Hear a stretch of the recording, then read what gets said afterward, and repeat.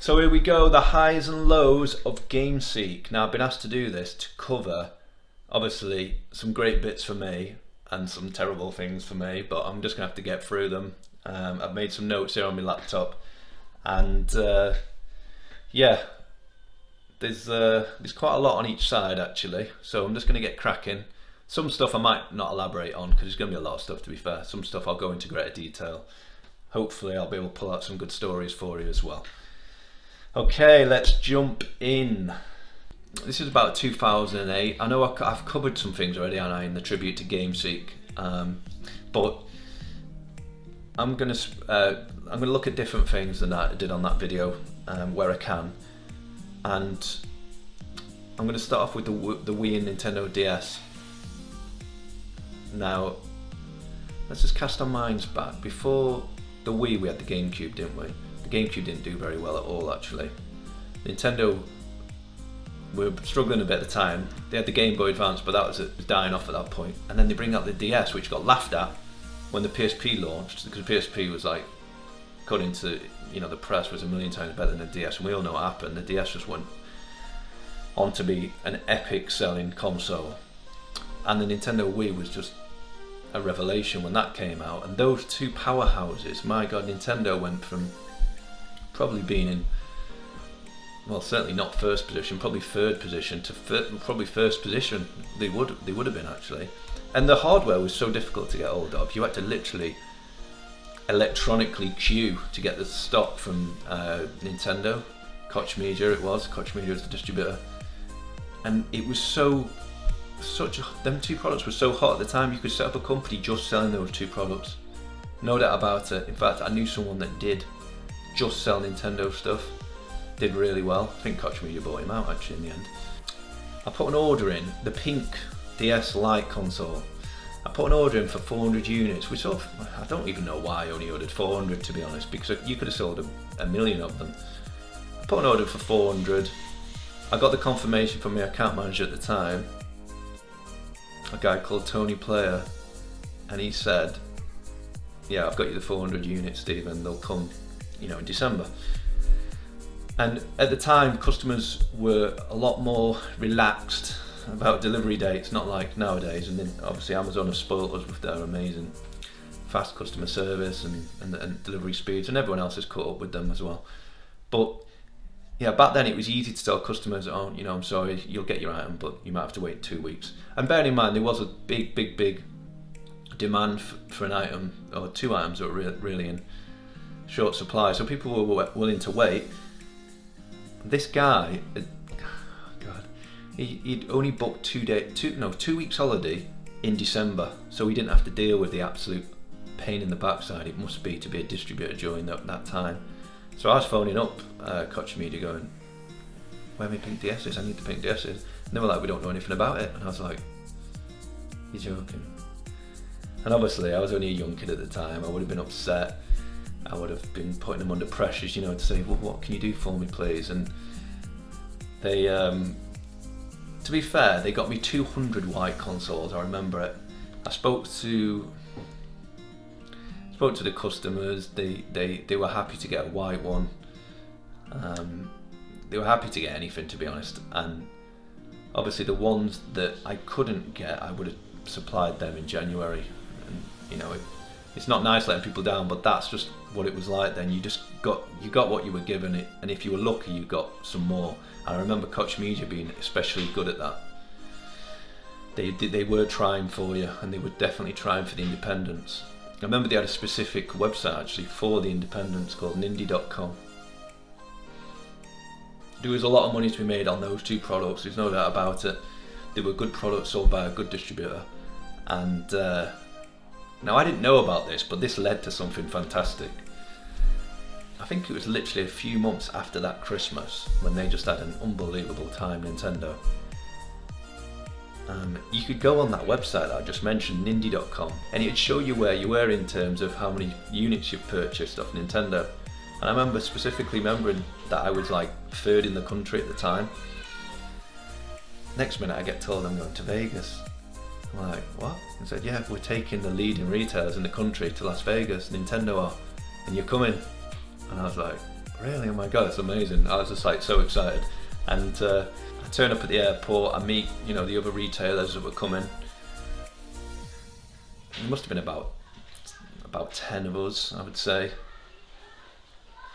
We get to the check-in desk. And there's a lady on there, and she, I can't remember what she said to me, but she said something like, "Oh, you flying business today?" And I was like, "Yeah." And she says, "No, you're not. You're flying first class or something," she said. I was like, "Really? You upgraded me?" And she's like, "Yeah." And the guy next to me, a guy called Steve O'Brien, he got the same treatment. So me and Steve, when we were walking onto the plane, were walking to the left, and the rest of them were going to the right. I bet they were wondering what is going on. I mean, don't get me wrong, business class is nice anyway, but first class, you get your own bed. It's just different experience. I loved it. Obviously, you have really nice food. I know you have nice food in business class as well. But I just love the fact that when the plane took off, you can just get up, walk to the bar and speak to other people, you know, just having a chat. Obviously all the drinks are free, you can just have champagne. Oh, this is the experience I had at the time anyway, I don't know if it's still the same. Lots of young women walking around in like quite tight tops, offering massages. That was a bit different. You don't get that when you walk to the other way in the plane, that's for sure. In fact, I remember I enjoyed it that much that on the way back when we were flying business, we flew to LA and then LA to Vegas. So it would have been at LA. I asked them, can I upgrade to first class? And they said, yeah, you can, Stephen, but it's, oh God, you know what? I think it was nearly $2,000 for the upgrade. And we're already in business, so obviously I didn't do that, but I enjoyed it. So, Vegas. First time I've ever been to Vegas. We got to the Bellagio. I remember there was a bar right near the check-in desk, and we went into there. And it was from the off. Craig was buying the drinks from the off. I remember having loads of, vodka Red Bulls, and we'd go out on the first night and go in the bank. It was the bank in the Bellagio nightclub. And obviously me being a young kid, I was out all night till about 8:30 in the morning. In fact, I do remember getting in. Yeah, some of the guys from Nintendo saw me running around the lobby. I was absolutely shattered from the night out. Like, Steve, we're going out now. Where are you going? We're going shooting. We're going to the rifle range. And I was absolutely exhausted. And, oh God. I believe one of the members of staff of KOCH Media got fired because I went, and I was absolutely exhausted, to this firing range, and he went out the night before, went on a jolly and didn't get up the next day. I believe he got fired for it.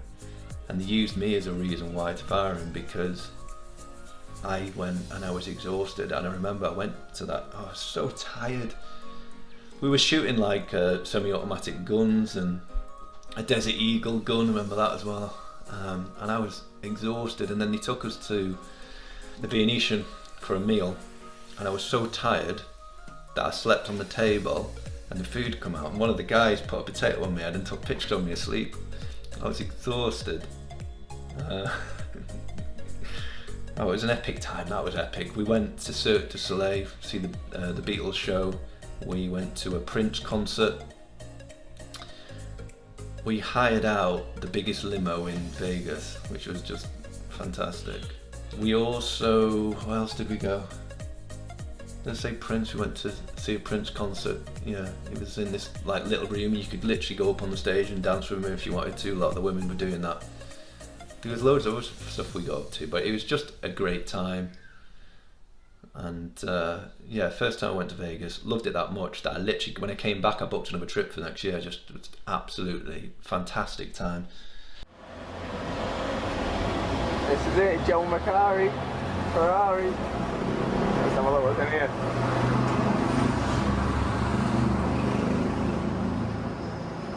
There it is. Unbelievable. The day I bought a Ferrari. Now, for me, this was a big moment in my business career at the time. When I was at university, I wanted the Ferrari 355. It was the supercar of the time, of the late 90s. And the year was 2002, and I gave myself a target of, what was it? I just was 23, and I said, yeah, you have to get one by the time you're 25. And I got one on July, it was July time 2004, was it? Yeah, 2004, because it wasn't long after I set up the business. And you know, I found a video as well of me going down to pick it up. Oh my god, I might put it online, but just for a laugh. That was an amazing moment where I went down there and I was really nervous to, you know, to pick it up. What's the date today? 21st of August. What's the occasion? That's the Let's occasion. read it. Go on, where is it? I can't see it. 355 GTB. Amazing. You're about 15 minutes while you're picking it up. Yeah. Nice. Last train. Any last comments?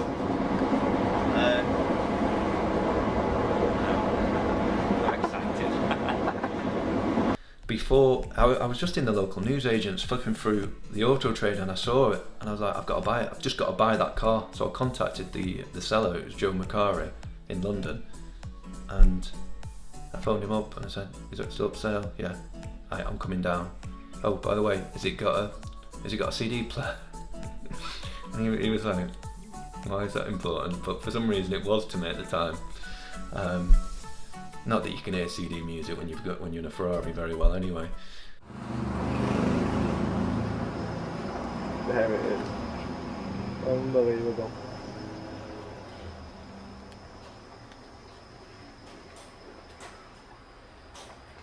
Oh, look at it. Yeah, it's got a stereo stand.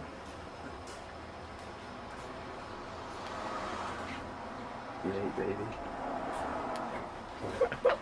Give us a reaction stand. That is classic. What a fucking car. Look at all the fries in here. Yeah, I remember going down there and I saw it in the back, and I said to Joe, Joe, I'm having that car. And he just shouted up to one of his mates and said, get the champagne out, come on, get in the office. So we went into the office, sat down with him, some champagne came in, everyone being nice, yada yada yada. He passed me over this contract, signed it, and walked out. Now what he didn't know is I didn't have enough money to buy the car. And what did scare me a little bit is I looked at the small print and it says, basically I think I put a deposit down, like 10%, to secure it, and in the small print it says if you don't pay the full balance within 30 days, I'm keeping your deposit. I was like, shit. And he was a nice guy, so I don't think he would have done it anyway, but legally he could have. So when I got back up north, I was racing around trying to get loans, and I remember I got one in the end from HSBC. I remember going into the bank in Sandbach and telling them I'm paying this back within 6 months, and they were like, yeah, I'm sure you are. And I paid it back within 5 months. That was quite nice actually. So I beat my target there as well. Give us a reaction. Speechless. I've never known anything like it in my life. I'm not even putting my foot down yet. Excuse my language, but this is unreal. It really is. Now we're off to Tooting to try and find HSBC. Shit, The yeah. documentary. But we haven't got a bloody clue where we're going. We said just follow this road. I went down with my friend Dan. We went down on the train. Got there. Inside, I was like, oh my god, this is my dream. I've achieved it. And prior to this, I used to look at these cars in the street, and it used to hurt me so much that I didn't have one. It really did. It's like, oh my god, I've got to get that car. You know, and I don't feel like that over anything now. It's weird, but back then it just meant everything to me. And I was in the showroom, and inside I was like just so happy. I couldn't drive these things. You know, I remember driving it off. And then obviously my mate was taking the mick out of me, and he was asking me loads of questions like, how does it feel? And I could barely talk. Do you know what I mean? I was just like, And we were driving along, and you look out the window and you could see the reflection of your car, you know, in the shop windows as you're driving past, and it was like, oh my God, I've done it, I've actually got it. For me, it was like the pinnacle. I mean, don't get me wrong, it unfortunately only lasted for a few months, and then you realise it's just a car, but during that moment, it feels like it's so much more. Really, I was only at the very start of my business career at the time. Don't know, I'm just happy everything's worked out alright. It's the dream he's always wanted. That's us in the reflection. I was driving around my dad's Peugeot 205 car, and here I was with a Ferrari. You know what I mean? I bought a Ferrari. Obviously that's something altogether differently. I mean, how to drive a Ferrari when you've gone from that to that, especially then. I mean, it was quite dangerous, that car, and I can talk about some of the near misses and accidents I had in that car, and eventually I did end up crashing into a lamppost. But being a young kid in that rear-wheel drive car, it was dangerous, I'll tell you.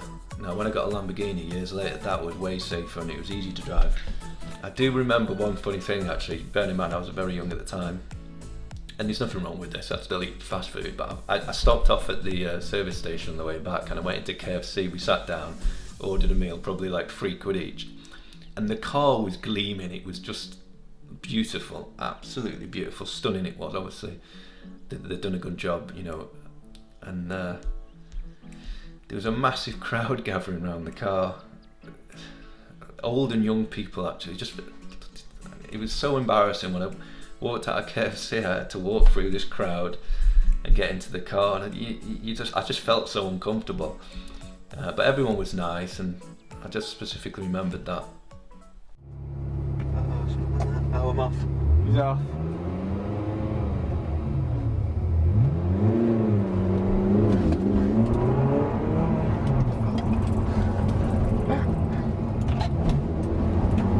There we go, some speed. Around the bend.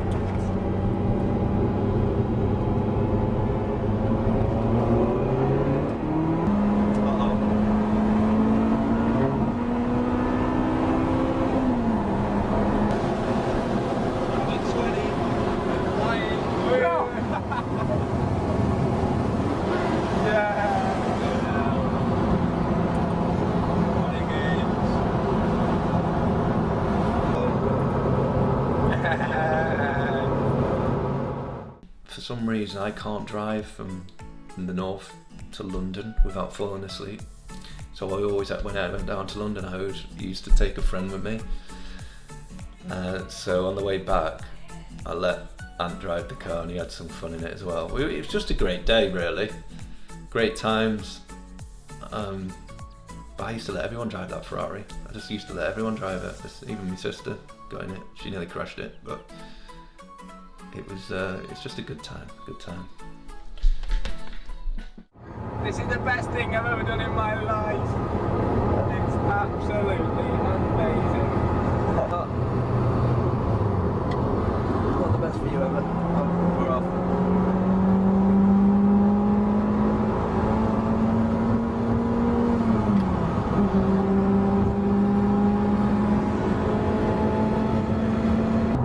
Hello again. I've just got up. I've been asleep for ages.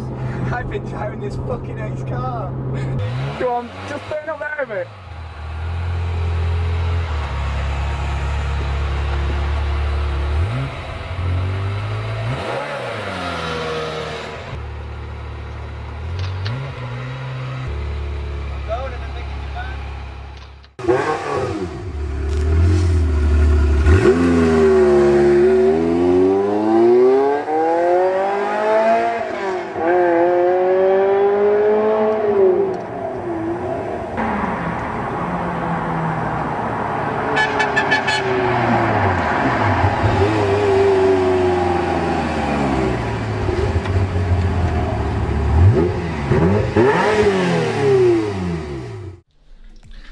Right, I can't talk about the Ferrari really without talking about the Lamborghini.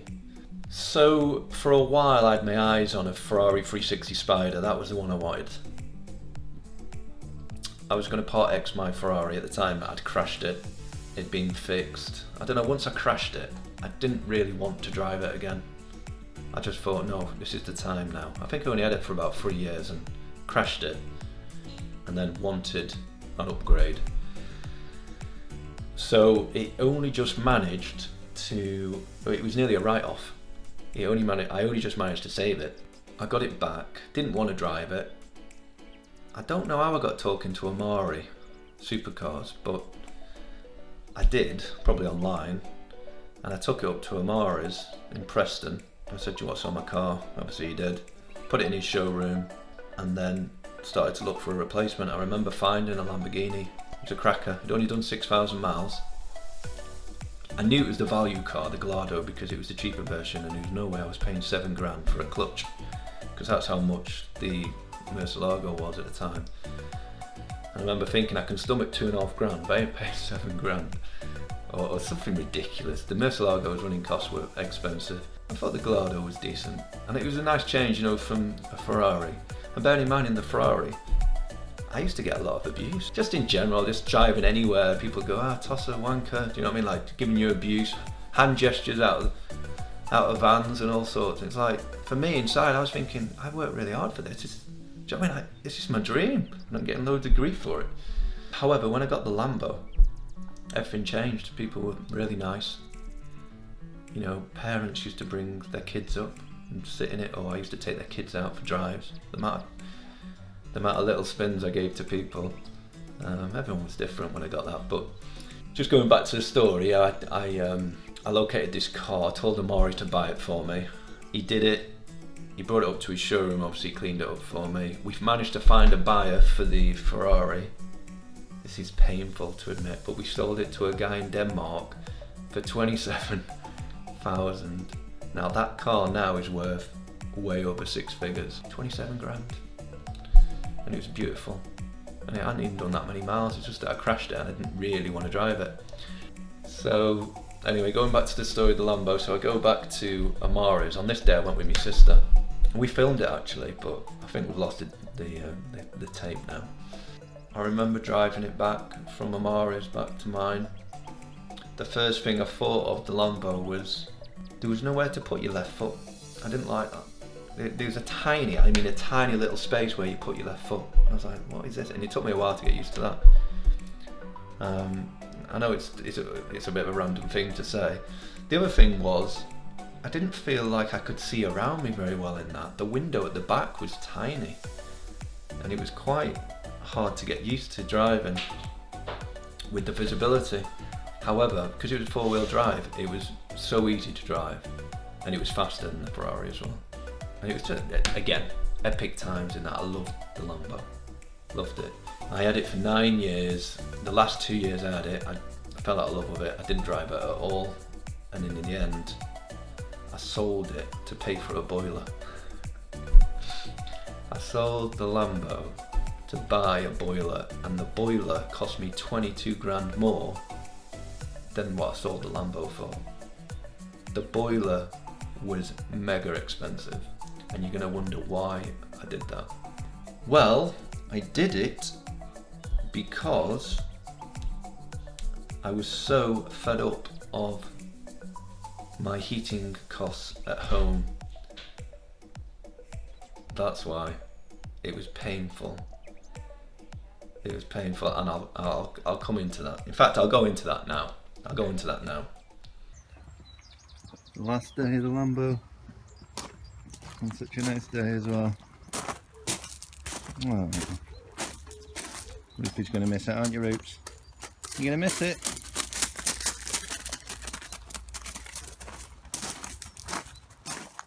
Right, it didn't you?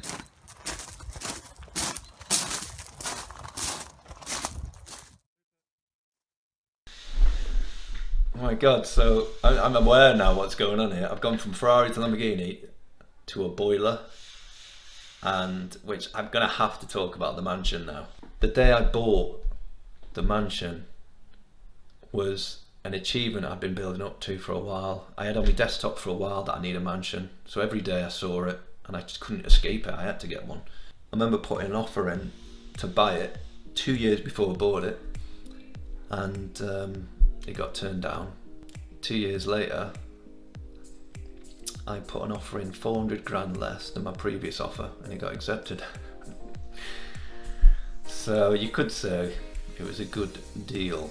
One thing I specifically remember about that deal is the lady selling the house said it was sold as seen. Great, it had chandeliers in the house, do you know what I mean? It was a big, massive house.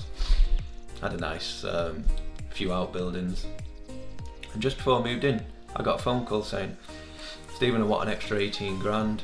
I was like, but it was sold as seen. Yeah, but the chandeliers, the outbuildings. I was like, no, I'm not, you know, I'm sorry, but we agreed the price and that's it.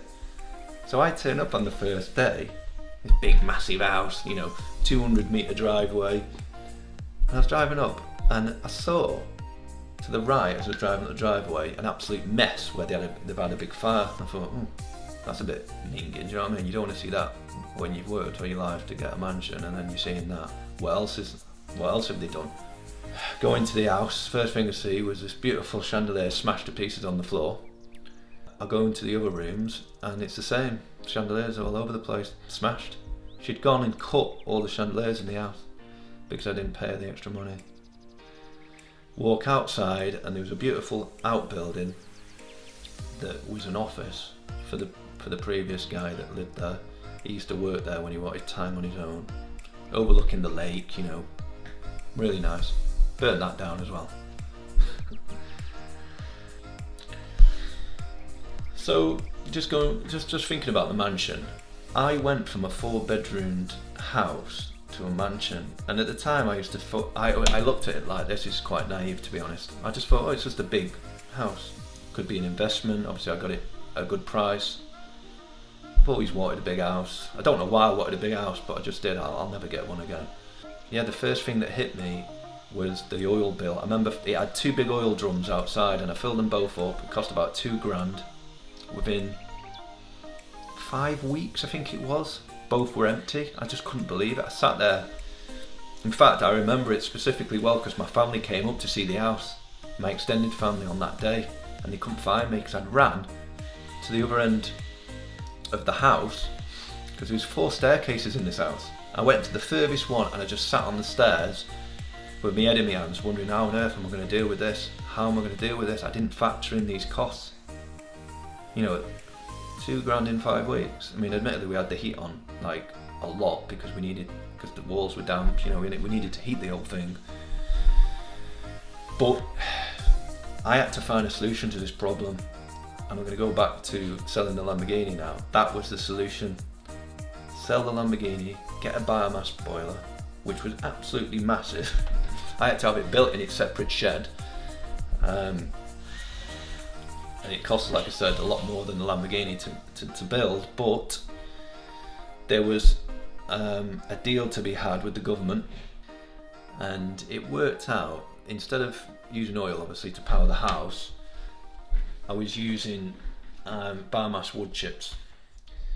So, and the wood chips, they would cost a similar amount to the cost of oil, but at the end of the year, Ofgem would give you the money back pretty much. That's how it worked out. So if you were spending 10 grand a year in oil, and all of a sudden you were spending 10 grand a year on wood chips, they'd give you the 10 grand back. However, you had to buy the boiler. And the only way to make a profit on this thing is by living in the house for at least 8 years. And unfortunately, I stopped living in the house within about 2 years. And it's probably the worst thing I've ever done. But it was unexpected. I thought I was going to be living there forever. But I'd never do something like that again. That turned into be a massive low. Even though it's not business related, it's sort of all intertwined with what was going on in my life at the time. And just going back to the mansion, that was an experience that I probably will never do again. For example, first things we had to do was put warning signs on the lakes, because if someone fell in and drowned and you didn't have warning signs up, I was in trouble. Then you had to buy those safety rings. Then I had about 100 trees a lot of them were all running along the A49, which was a busy road, and unless you had them prepped every year, checked out, which cost quite a bit, and you needed tree surgeons on standby, because I remember getting 6 done in one day.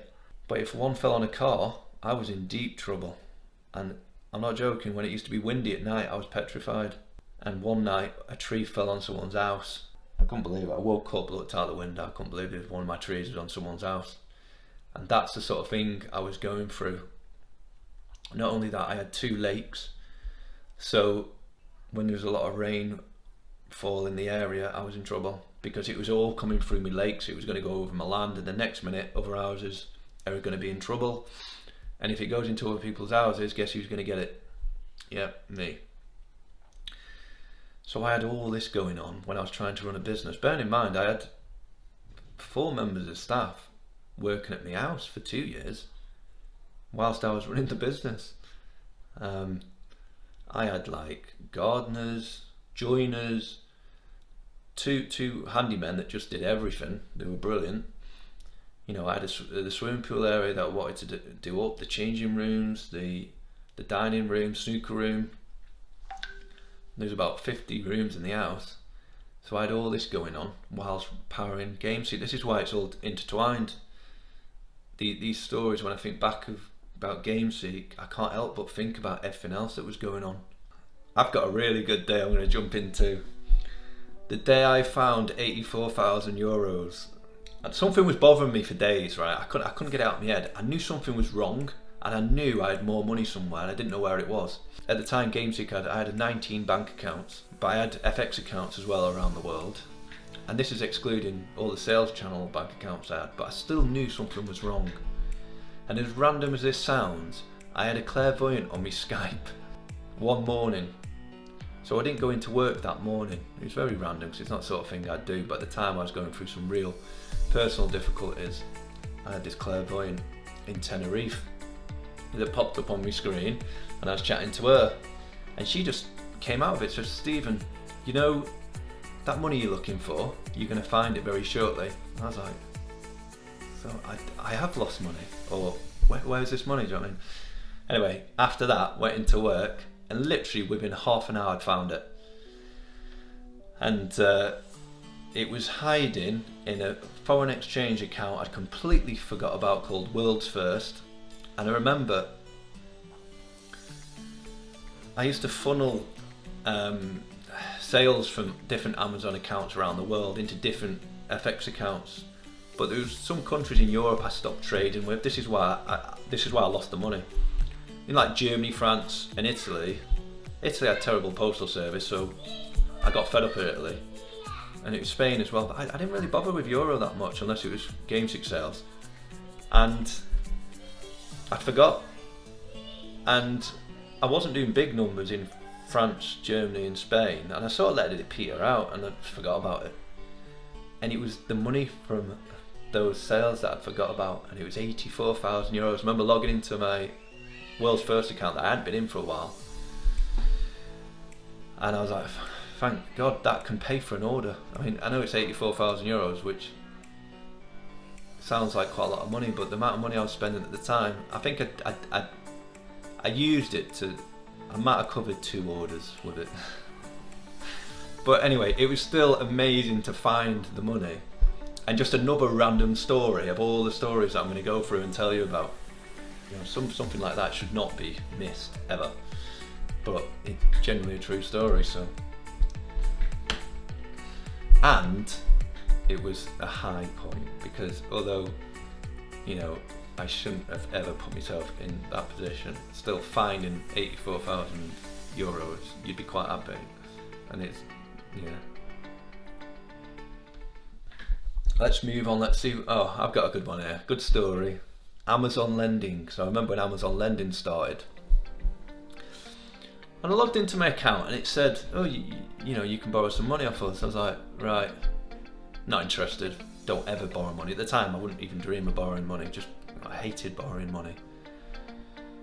So I ignored it. Amazon phoned me up, not interested, mate. But he kept on pestering me, this guy. He said, just have a look at it, just have a look at it. So I did, I had a look at it. I remember being at home at the time. And he phoned me back, or I phoned him, I can't remember, but we started speaking, and I said, I've had a look, and I am actually interested. You're going to borrow me £322,000? And he was like, yeah. And I only pay back 8,000, or was it 7? It was hardly anything I had to pay back. And you had to pay it back over 6 months, and he was like, yeah. And it's not secured, you know. So honestly, this is a true story. I said to Amazon, I said, so I can just walk away with this 322 grand, there's nothing you can do.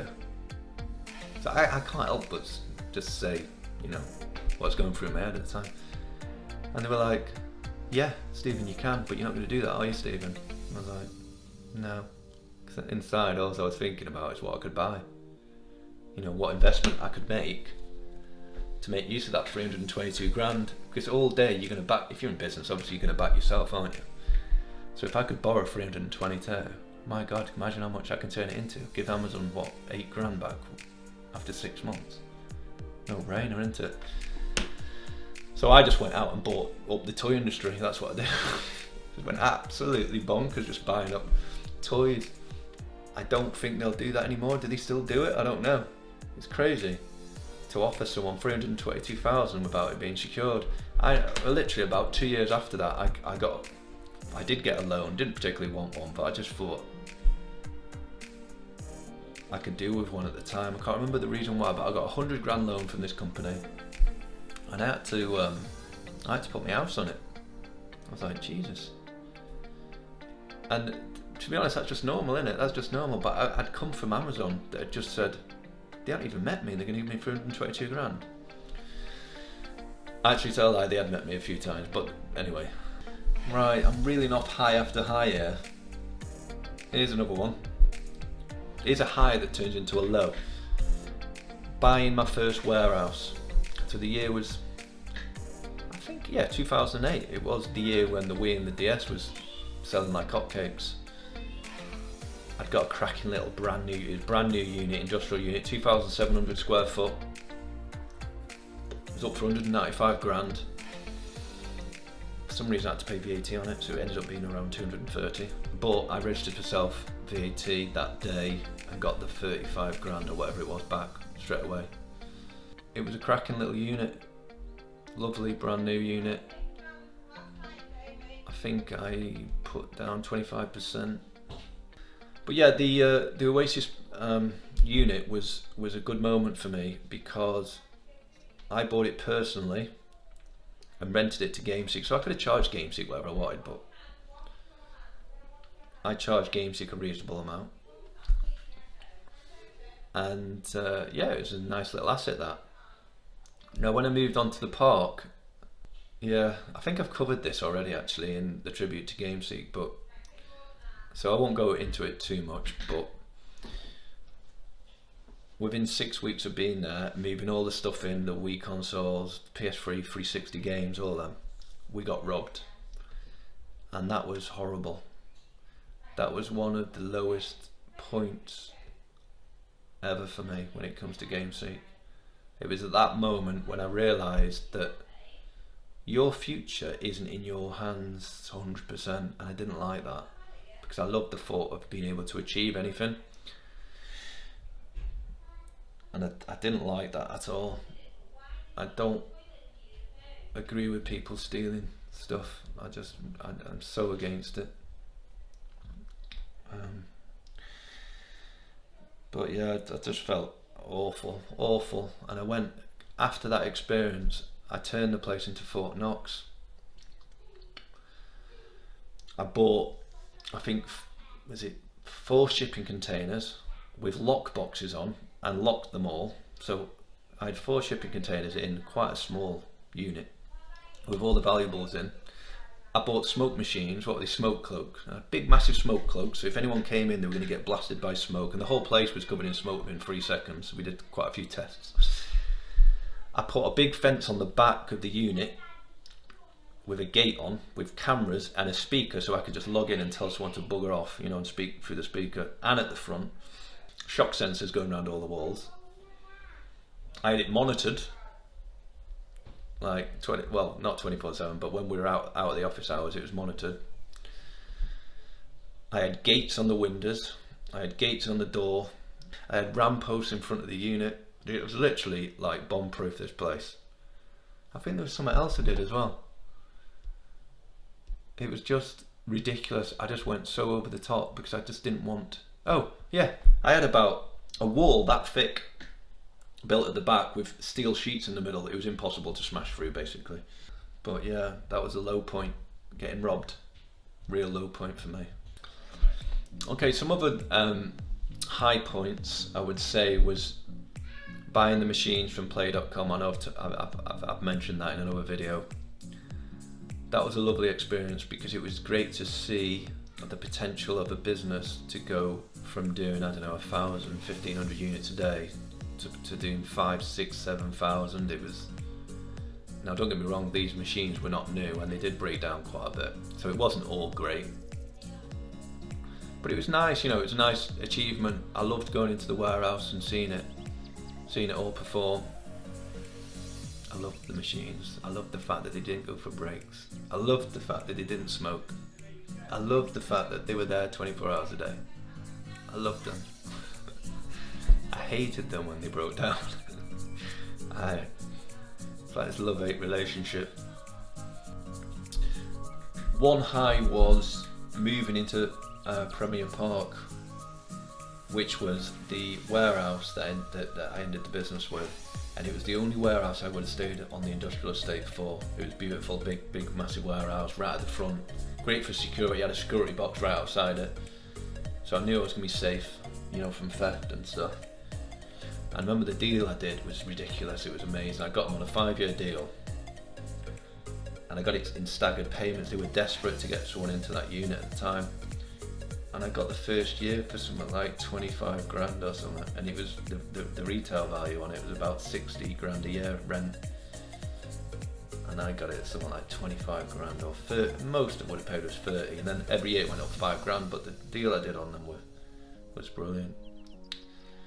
So that was a little win for the business, and it enabled me to, when I had that unit, I had all that space. That's when I could pull the machines over from Jersey, from play.com.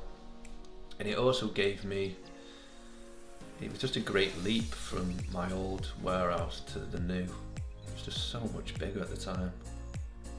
I remember actually we put a mezzanine in there, which was another about 7,000-8,000 square foot. We had 2 floors in it in the end. I guess the other one was becoming a millionaire. It just happened. It was a nice thing. It was just nice not to worry about money anymore. I think, if you want me to be honest, it was actually a bit of a negative for me, because I was working hard, but the moment when I thought, okay, I've got money now, I've got the car I want, I've got a family, I've got the house, I don't really have much need for money anymore. Bit dangerous thinking that, I know, but that sort of attitude led me into what I did with the Nintendo Switch, for example, selling that for £198. I didn't really care about money anymore at that point. I cared about having the best company in the world, even if it meant losing money. And it is wrong, and as a businessman you shouldn't do that. And I'll never do that again, but it was a stage I was at in my life that when you don't have to worry about it. I mean, I can remember I was looking at helicopters at the time. That was after that it was going to be a plane, but a plane obviously is another level. I felt uncomfortable buying a helicopter, to be honest. They weren't that expensive, to be honest, to buy an helicopter, but you'd need a pilot, which is going to cost you unless you flew them yourself. And I didn't really need one, but I was just starting to look at it. I didn't really need money anymore, to be honest, although my house was expensive and that was quite stressful. But yeah, I don't know if becoming a millionaire was a positive or a negative, really. It's certainly a positive if you do it the right way, because you can invest and you can be free. But if you did it like I did it, where you're not really bothered. I mean, don't get me wrong, I was still working really hard, and I still was buying really well, and I was still making, I still had the same goals. It's just, I don't know if making a profit wasn't as important to me, even though I was just naturally doing it. It wasn't as important as it used to be. Now, I'm not sure if this is a high point or a low point, this one, but we worked with a local company called Conveyor Networks and had a WMS installed from them. Now, they had a very talented member of staff that worked for Conveyor Networks, a guy called Nick, and he built, or he was one of the people that helped build this WMS, I remember specifically.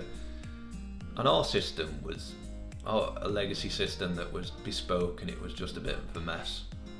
But we never really, we did in the end, we got there in the end, but we had trouble, I remember, trying to get our system to work with theirs.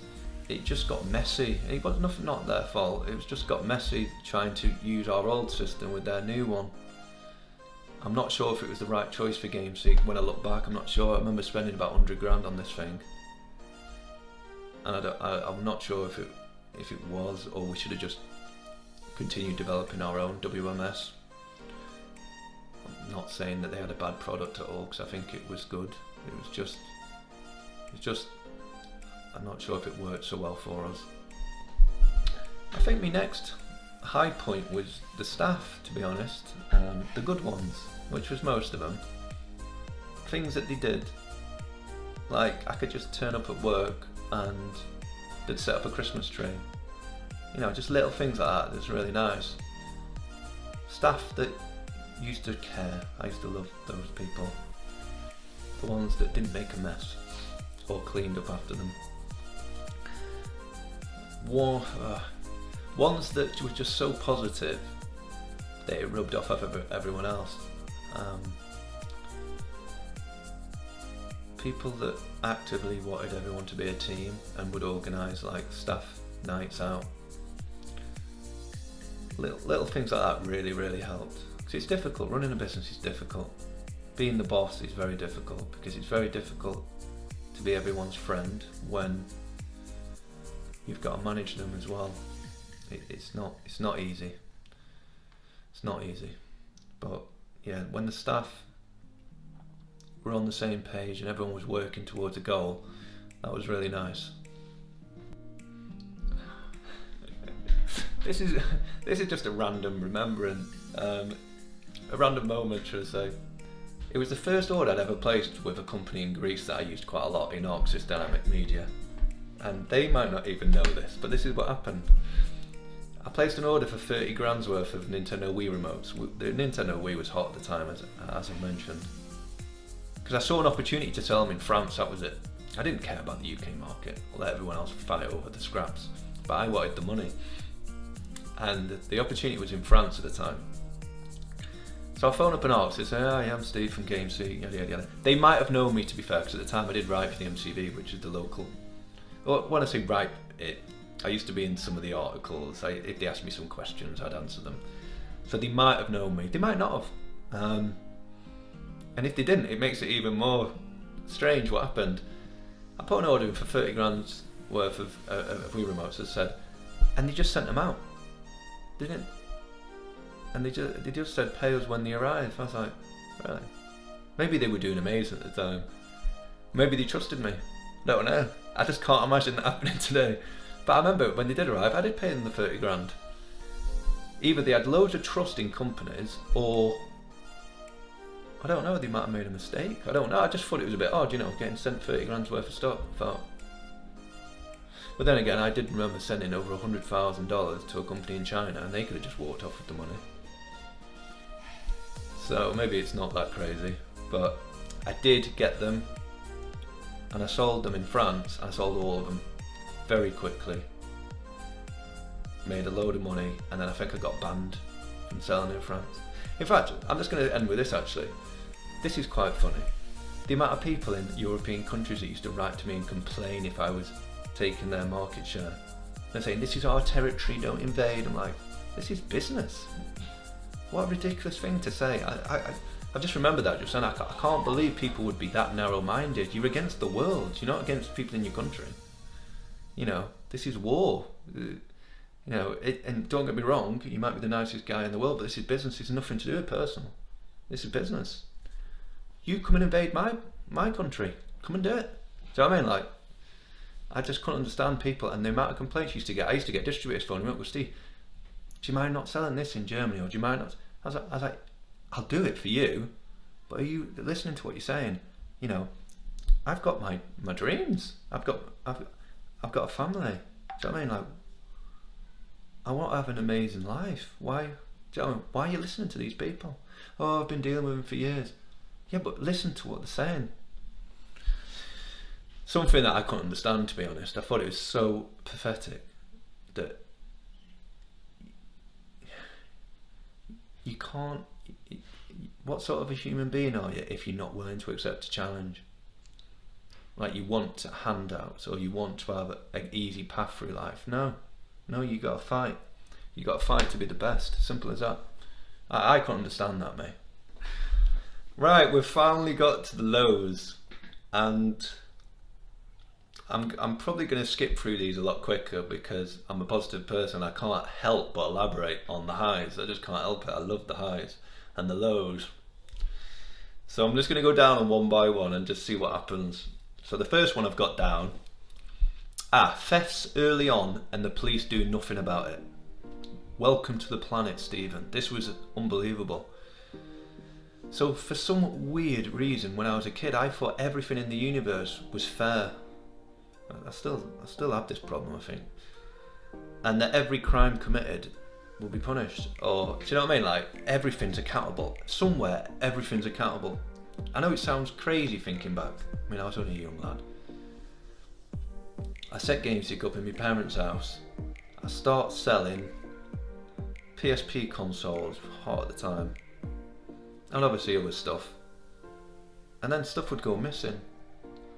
Like, customers would pretend they haven't got it. Customers would charge back.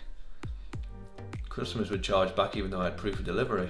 I remember it upset me that much that for about 3 months of the business, remember the old recorded delivery? I sent everything recorded and it cost an extra 63p and it was killing me. So I ended up going back and scrapping recorded because I wasn't making hardly any money. Believe it or not, that 63p tilted me over the edge. But, so this is how I approached this. It's crazy. Anyone that stole from me, I was going to the police. And then they'd invite me down to the station. I'd write a big massive statement. What a waste of time the police were. This is why it was a waste of time. I'd go to the Winsford police station, which was my local one at the time. And then, guess what? Because the crime happened in wherever the guy was that was receiving the goods, so it could have been anywhere in the UK, they'd then transfer the case from Winsford to wherever in the UK, wherever it was. Now, if you're a copper and you're getting a different department or a different police station sending you work, you can be like, nah mate, I'm alright, I've got enough work. That's what happened to me. They all got ignored. They all got ignored, and the police were in general useless, and that's at that point I realised I was on my own in this planet. I was on my own, and you can't use the police. Useless. One thing I will say, there's always an exception to the rule, and one day I came across a policeman that was absolutely incredible. I wish I could remember his name, but I can't. I'd sold quite a few PlayStation 3 consoles when they were brand new, and they were £425 each. And they were getting nicked, weren't they? And I was upset. I'd lost thousands on this thing. Policeman came out to see me in person, told him what happened. Okay, we'll see what we can do. We can see if we can catch some of these people. I learned quite a lot about fraud actually on that day, because he managed to work out, and something that I saw happen so many times for the next 10-15 years after that. That the fraud always happened in rings. Like, they were always in groups, and they were easy to track once you'd saw the pattern. So we built a fraud prevention system. It was quite basic, but it worked in our bespoke system. So after that, I could pick out the thieves, and I knew it was a thief. And the worst thing was, when you found a thief, you could link all the previous transactions back and see how bad it goes backwards. I remember once seeing and I'll come back to the PS3 consoles in a minute, and the amazing copper. Buzz, the music quiz on the PS2, there was a guy in Europe and he was nicking loads off us, and all he was doing was sticking a listing on eBay for 25 quid. At the time they retailed at 40, so he was way cheaper than everyone else. Everyone was buying them. Oh god, I can't believe I'm going to tell you this. Everyone was buying them. He was buying them on someone else's European credit cards, and at the time you had to just trust a European credit card customer was telling the truth. You couldn't do checks, and I don't know if you can today. Certainly when I left GameSeek you still can't. So I'm just giving a clue to anyone if they want to steal money online or steal products. I hope they've sorted it now. But the way the internet worked was you had to trust the customer, and it didn't work unless the customer told the truth. That was e-commerce. That was it. Now I'm hoping it's advanced more since then. I mean, this was only 2 years ago, and it was still like this 2 years ago. So the way this guy was doing it was he was using European credit cards. All the retailers just send out the orders. Now I'm going back to the copper. He was unbelievable, this policeman. He'd managed to chase this ring all the way into Europe. Now I mentioned before that if a copper sends a problem from one depot to another, it goes nowhere. Well, this one went out of the country, and he was doing everything he could for me, everything to track this guy down in Europe. And unfortunately we never got him. And I remember his last message to me, the policeman said, "Stephen, my wife's got cancer." I felt awful, and I'm not a policeman anymore. But yeah, he was trying, like, it just meant a lot to me at the time, you know, that someone was trying that hard for me. But yeah, this was I've got a low point here, right? But I sort of can understand it. I was running the business at the time from Hartwell Grove in Winsford, which is where my house was, and one of the neighbours dobbed me into the local council, and I don't know if it was jealousy or they were legitimately not happy about something, I don't know, because I got on with the neighbours really well. But I was a young kid, I had a Ferrari, I used to get complaints because people used to say my windows shake when you turn the engine on. I couldn't turn the engine on at night because obviously they do get upset, so I wasn't like being, you know, a nuisance. I was actually quite sensible. But one of them definitely reported me. I had the council turn up, said, "What are you doing here?" "Running a business." "Well, you're not allowed to, you've got to get out." I was like, "Well, if you're going to tell me I've got to get out, give me a solution." So I put it on them, the council actually. The council come back to me, and the guy that did all the properties for the council came out to see me. He loved the Ferrari, so I took him out on a spin in it, and then he gave me a good deal on my first ever unit. And I remember it only cost me about 17 grand for a 3-year deal, so it was only like about 6 grand a year in rent. Proper little unit in Hertford it was. So I don't know if I've turned a low point into a high point there, because it did advance the business. It meant that I could fill it floor to ceiling with, I don't know if you remember Pyromat rocker chairs. I wasn't even going to talk about these, but my god, they were amazing. You bought them for about 60 quid and you sold them for 125 quid, and you could sell as many as you can get your hands on. So I remember me and Tim in the warehouse, we stacked these things on top of each other. We put them everywhere. They were in the kitchen. They were literally in any space you could get a Pyromat rocker chair, because they were quite big, these things. We had it.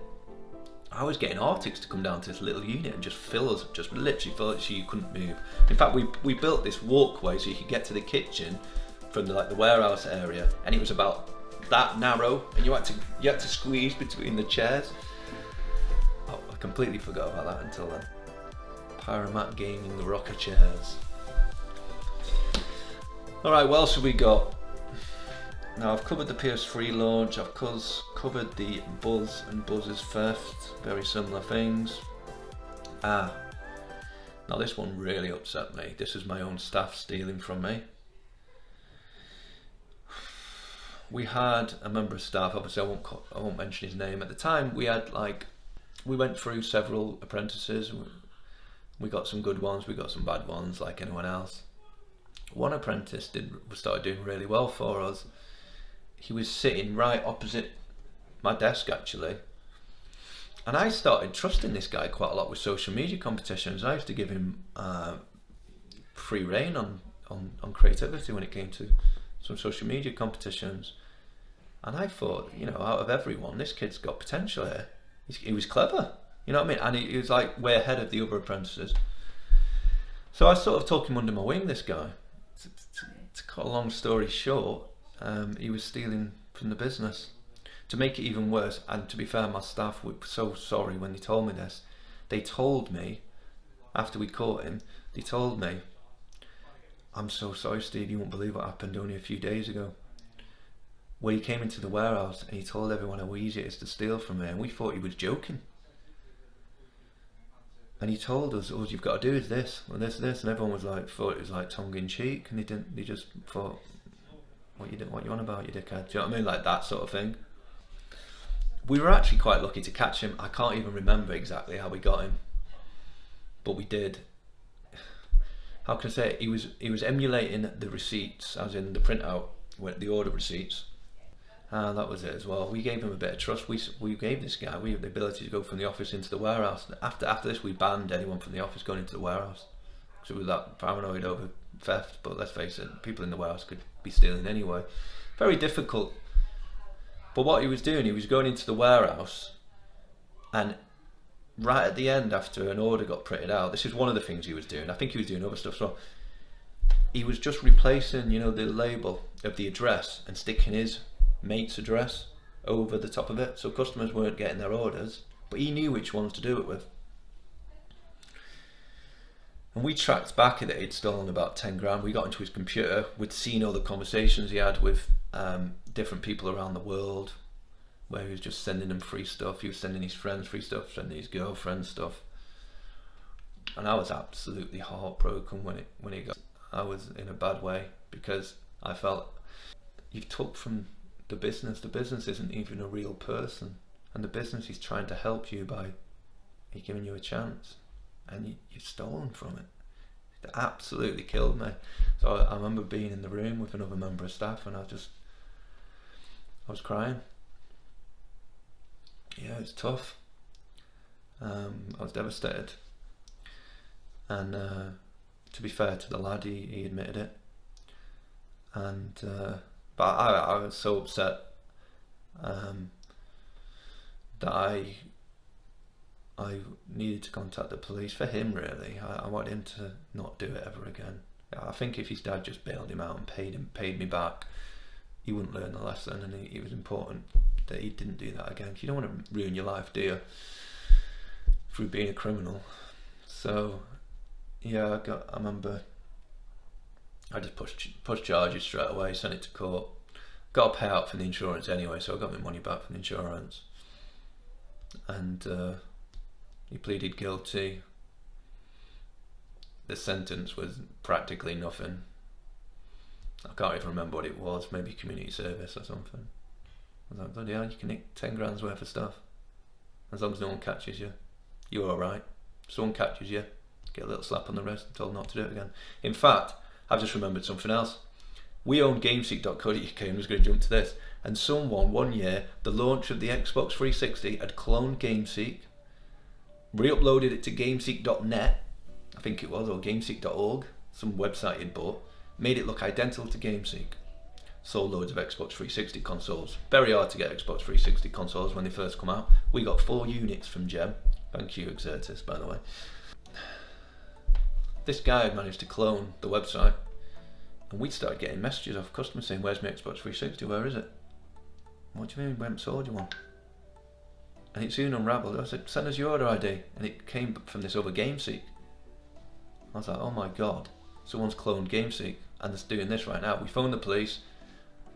We had a bit of difficulty shutting down the website because the website server said it's none of your business, but eventually the police leaned on them that much, they did. They caught the guy that did it, and all the police did was told the guy, "You've got to give everyone's money back," and that's it. I was like, hold on a minute, to the policeman. I was like, are you saying that I'm allowed to go and steal like 50 grand's worth of money off people, off the public, and as long as I give it back, if I get caught, I'm okay? Yeah. Another magical moment from the police force there. I mean, where's the deterrent? Okay, the next low point is lawsuits. This is a real low blow. Now, I can mention that I was being sued by Playboy, but they tried it. Which upset me at the time, because I was going to buy Playboy shares, and then they tried to sue me. And they tried to sue me over some PlayStation portable accessories with the Playboy logo on, which was legit. And a company, I think it was called Speedlink, actually bought the license, but the license ran out. And I bought loads of these peripherals, and they were saying, you're not allowed to sell them now because the license expired. Hold on a minute, I didn't buy them off you, I bought them off them. Do you know what I mean? It's like, but I did actually took them off sale in the end, I remember. I couldn't be bothered with the hassle. But there's no way they would have sued me anyway, because I mean, a threatening lawsuit. I think I sold them anyway. I think I did actually sell them somehow in the end. Electronics Boutique. Now, some of you will remember them in the UK, but they were a massive company in America. They were EB Games in America. They were trying to sue me over the colours of GameSeek because it was red and black. And this is God's honest truth. I don't know if this is a low or a high actually, because it's quite funny, but I sent them a message that said, EB Games, who are you? I don't even know who you are. I mean, I've looked online, and apparently you've got some shops in America. It's quite arrogant actually, it says. But in the UK, you're nobody. And I said, and if you really want to sue me for having a logo that's red and black, why don't you sue F1? That's what I said to him. And I printed out an F1 logo, stuck it in the envelope and sent it back to him in America, and they never contacted me again. So I got rid of EB Games. The worst lawsuit. The worst one. Actually, no, I've had quite a few actually. I've had some ones where I've lost in court when it wasn't my fault. I won't even talk about them. No, they were devastating ones. It was ridiculous ones. In fact, no, let's talk about it. There was a guy lingering outside the back of the warehouse, and he wanted to get hold of me, obviously, but you're not going to just walk into our business at that point and meet me, because I was trying to avoid that. I was getting harassed that much that I couldn't drive the business forward, so I let the senior managers to deal with any of that, or members of staff. I wouldn't speak to people, I just couldn't. Obviously if it's something mega serious I would, but I just couldn't give my time to people just randomly walking in, because you'd have that quite a lot, and I'm sure anyone else that owns a business has random people trying to sell them stuff. Could be anything from printers to whatever. Anyway, this guy out the back was trying to sell us a bin contract. Biffa Bins it was. I didn't know anything about this, but he was harassing my manager of the warehouse at the time. And my manager of the warehouse at the time made the mistake, because he wanted to get rid of him, of signing a document to get rid of him. And what he'd signed was a contract that they would do our bins for 12 months.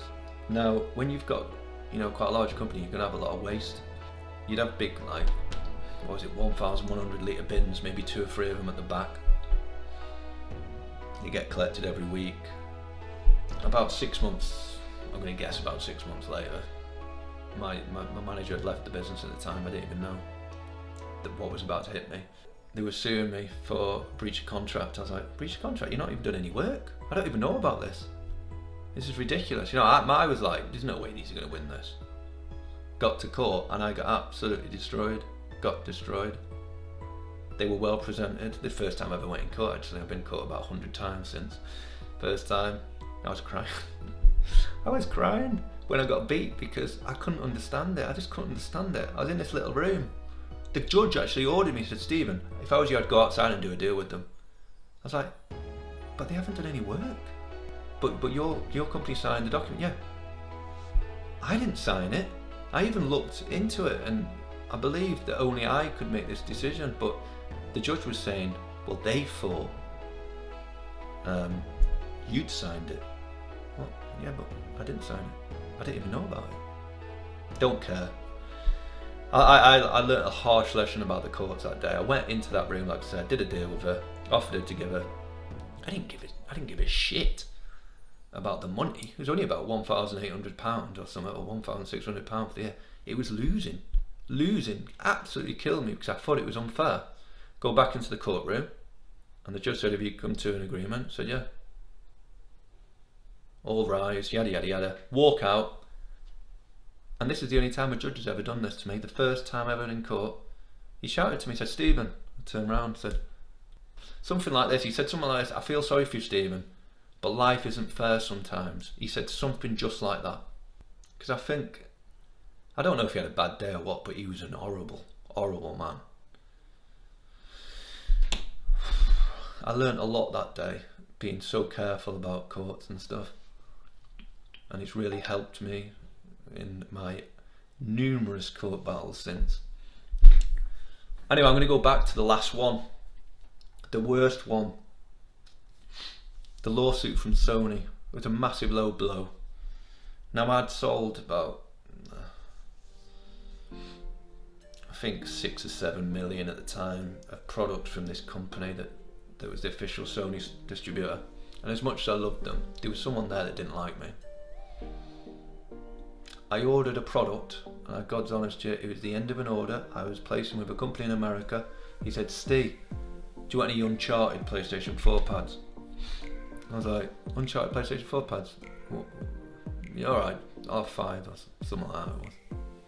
The only reason why I bought them was because I went onto Amazon whilst he was telling me, and I saw there was no release date for it. I thought, oh, not coming out in the UK, nothing wrong with that, sell it. When it came out in the UK, it was called the blue and grey pad. It wasn't called the Uncharted pad, because that's all it was, right? It's a blue and grey dual shot, which is why I missed it. Anyway, I didn't think anything of it.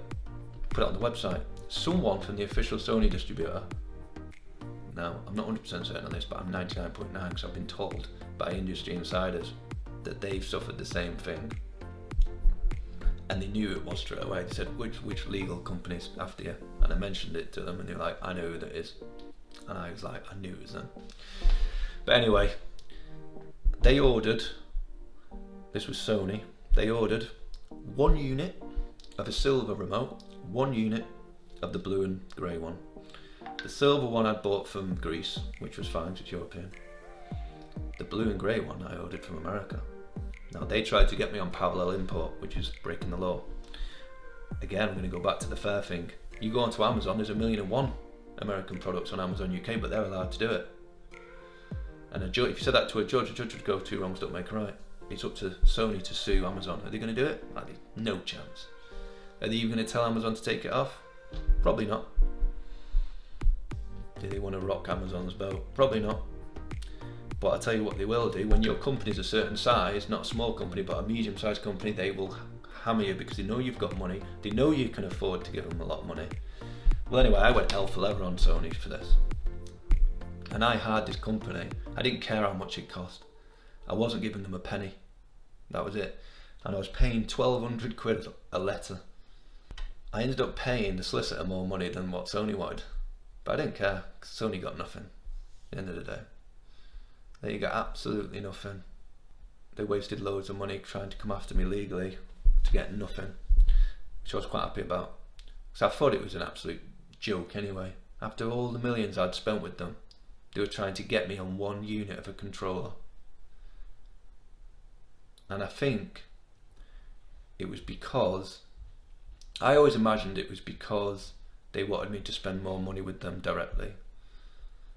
Because I was a big gaming company that was spending a lot of money in Europe and not the UK, which was fine. There was no law that I was breaking. We're in the European Union, or we were at the time. What's wrong? And it was that petty. You can imagine that I wasn't happy about that. That was a low point. Right, what have we got next? So, I've covered the lawsuit. Oh God. The worst customer I can ever remember. Halo 3 had just come out. Now, if you were a gamer at the time, you had the standard edition, you had the limited edition, and you also had this ridiculous, like, massive legendary edition, I think it was called, and it was a big, I think it was a helmet, a Halo helmet, or it was an amazing thing. I think it was about 150 quid. Now, games back then were about £40 each, so it was a mega cost for one game. Halo 3 was epic. It was a massive, massive title. And the reason why I'm bringing this up is because it's probably the worst customer we ever experienced at GameSeek, and I'll explain why in a minute. But that item he'd bought, well, sorry, he didn't even buy it, and I'll come to that in a second. That Legendary Edition, that big massive Halo product, was so hard to get hold of. I think we only got 2 units, and we're a good sized company. To only get 2 goes to show you how hard it was to get this thing. Being humans, and this happened even with me. God, I remember I used to make packing mistakes in the days when I used to go into the warehouse and help the warehouse staff out with packing. So I can't blame the human being for making this mistake, but they sent a customer the wrong edition. They sent him the amazing Legendary one instead of the limited edition, which was about £70 cheaper. And I remember we phoned the customer up and said, oh, we're really sorry, we made a mistake with your order. Would you mind if we send a courier to pick it up? Courier would only cost about £6-7 to pick it up. And yeah, we'll replace it with obviously the order that you made. No, it's here now, and I'm keeping it. And we were like stunned at the time that he was so, because thieves and criminals, they don't normally talk to you, and they don't act like that. Do you know what I mean? Like so blunt, say nothing you can do, I'm keeping it. And we phoned this customer quite a few times. We even went onto Google and found out where he lived, and we were like, should we go down there? Do you get me? Like, and he was so abrupt, and he was so rude, and you could tell we were wasting our time basically. We had customers, don't get me wrong, that stole loads of stuff off us, but we never had a customer like him who just said it to our face. No, I'm keeping it. He was awful, horrible. My poor member of staff at the time was upset about it, and I just made him know that obviously it's not your fault, it's the customer. The customer, horrible. Now don't get me wrong, you don't all have bad customers in business. You have some amazing customers. We had customers that sent us boxes of chocolates. We had customers that sent us bottles of wine and champagne through the post. Some lovely people. But of course you can have some bad ones as well. And that was one particular bad one. It was our mistake at the end of the day. We shouldn't have sent out the wrong edition. But most people would have either not responded when we asked them and gone quiet, or they would have allowed us to pick it up.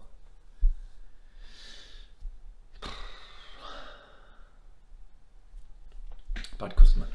Right, let's go on to something else. See if I've got any other bad low points actually.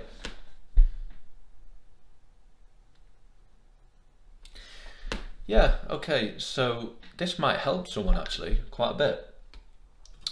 This could be something that might cause the government a lot of work, and I do apologise in advance to the government, but I feel like the public need to know this. Now, Amazon. If you've ever had an Amazon account and you've been suspended and you're thinking, shit, what do I do? Well, I got suspended once. In fact, there was no way they were ever giving me an account back because of what happened at GameSeek. Now, if you've seen the other video that I did where I wasn't allowed an Amazon account again, I managed to get one. They might ban me after saying this, I hope they don't, because I still have got an Amazon account. And I do love Amazon, but I still feel like I need to tell this story. They wouldn't give me an account no matter what unless I gave them loads of money that I owed them, or they thought I owed them, but I didn't. I didn't owe them the money. But anyway, I didn't. But they were adamant that I did. So I looked at it like this. The first thing I went to was Chris McCabe actually on the Facebook Amazon group, and fair play to him. I had a chat with him. He was a nice guy, because that's what everyone says. Speak to an ex-Amazon member of staff. And then there was these groups, and I spoke to someone else. He wanted $3,000 off me to get my account back. I was like, what? No, I'm getting it back for $0, thank you. And he was like, well, good luck with that then. Let's see how you do there. Well, I did get it back to $0. I've never told him what I did until this moment. And obviously I'm not telling him, I'm telling everyone. I just had to look at it like this. How can Amazon, such a big company, get away with banning someone and not letting them have an account back? I just thought, who can you turn to? Well, it's obvious, isn't it? The only one person that desperately wants you to succeed, desperately wants you to hire people. The government. So you turn to the government. Contacted me local MP, told them, said this company is stopping me lifestyle. They've got such a big market share, they can't be ignored. You have to, if you live in the UK, sell on Amazon, you have to. Now, if I don't sell on Amazon, I'm not going to be able to pay my mortgage. And it's the truth. That's the position I was in at the time. So I need you to lean on them. These are your contacts, because I already knew everyone at Amazon. These are the people you need to speak to. And they would have done it anyway, because the government were absolutely fantastic. And I'm worried here that they're going to get loads of work off the back of this. But they were adamant that I was never getting an account again. And then one day I get an email saying, "We're so sorry, Stephen, we made a mistake. We've turned your account back on." And I saw the letter that the MP, Owen Patterson, sent them. Beautiful. Thank you, Owen, by the way. When you've got the government, and let me tell you something, if Owen didn't get me back on Amazon, I was going to Downing Street. There was no way Amazon wasn't going to give me an account. Just no way. But yeah, so if you are having trouble and you can't get your Amazon account back on, your government, oh, and let me tell you, I'm pretty sure that your local MP, you can actually meet him in real life once every 2 weeks, can't you? I don't know that for sure, by the way, but I'm sure they have like meetings where you can just go and chat to them. And if you've got something that serious, where your business is under threat because you can't sell on a sales channel for something that you deem to be unfair or unreasonable, then of course the government are going to back you. Lean on them. Lean on them. Of course they're going to. They want you to do well because they want you to hire staff that are going to, contribute to the economy. Of course they're going to help you. The biggest low of them all, the low of the lows, was losing my business. Losing my business that I'd built up over 18 years. And you wouldn't believe how hard I worked on that thing. God, I put the hours in. The early days I used to work till 4 o'clock in the morning, nearly every night. If we went on a night out, I'd be back working at my desk. I'd be working. 7 days a week. And to think that I worked that much, just everywhere, wherever I was in the world, I'd be working. I couldn't go on holiday without taking my laptop. I didn't have holidays really. My most memorable holiday was the weekend I had in Vegas with Nintendo, and that was just the weekend. Obviously, I remember going on my honeymoon, and I think I took my laptop with me. I think I only went for 5 days as well. Basically, I worked way too much to not get something at the end. Right, that is it. I think that I've covered enough stuff there. Thank you for the suggestion, by the way, to the guy that suggested to do this video, because I have actually gone through quite a lot of stuff. A lot of memories come back, and some good, some bad, mostly good. Even the negative stuff, I try and spin it to a positive. I can't help it. I just, it needs to be done, doesn't it?